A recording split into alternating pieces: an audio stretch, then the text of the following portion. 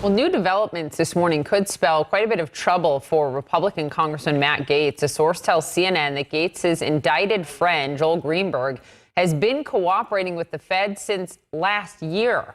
Greenberg faces dozens of counts, including sex trafficking of a minor.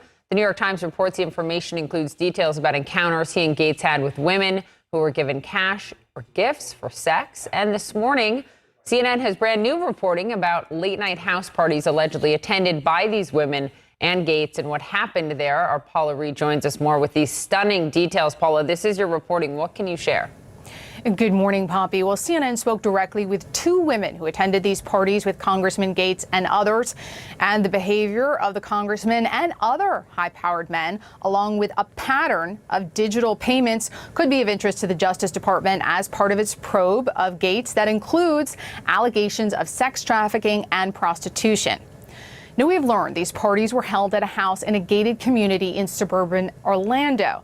The women we spoke with said when some of the women arrived, there were rules. For example, the first thing some of them were asked to do was put away their cell phones.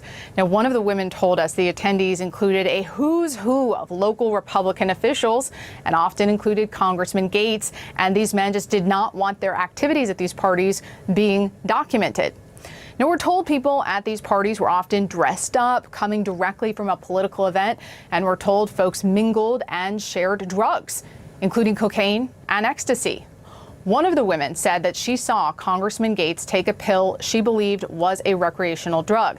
Now, some of the people at these parties also had sex.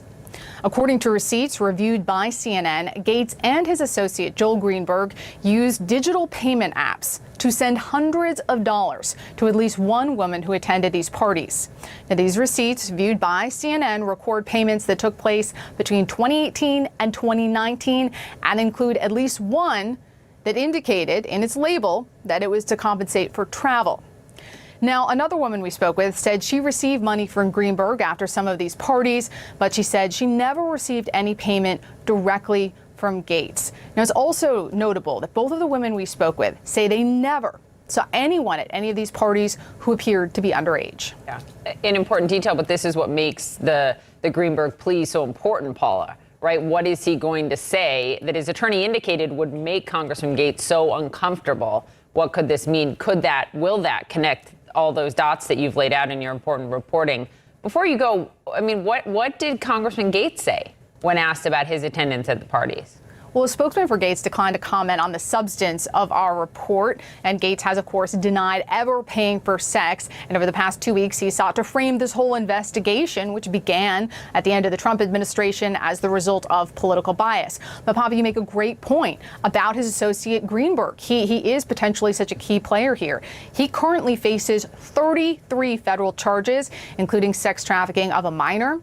Greenberg's attorney declined to comment for this story, but last week he told a judge he expects his client will enter a plea agreement in the coming weeks. And CNN has learned that Greenberg has been providing information to investigators. And according to people familiar with the investigation, authorities have spoken with some of the women also who have been involved with the congressman and Greenberg.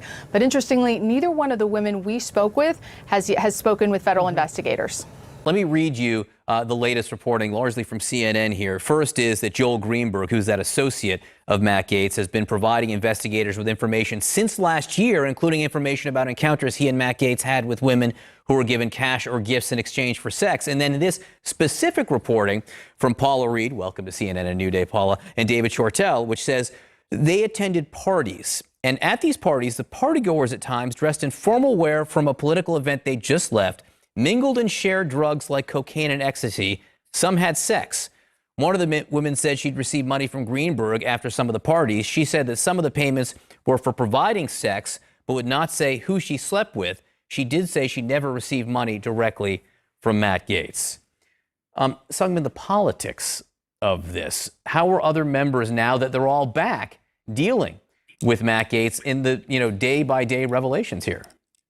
Right. I mean, ever since all this news started to break, you've had kind of one unsavory detail after another come out allegedly about Matt Gaetz' activities.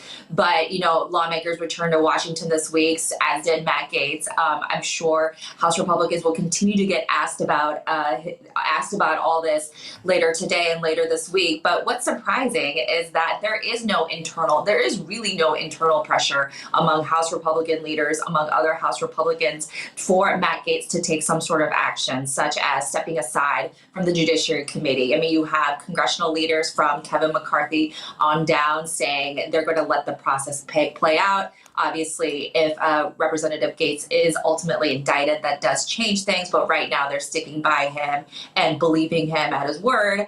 And at the same time, only one House Republican, Adam Kinzinger, has called on Matt Gaetz to step down. So certainly this could all change in the next several weeks, in the coming months. But for now, in terms of political pressure from his own party, Matt Gaetz is not facing that much.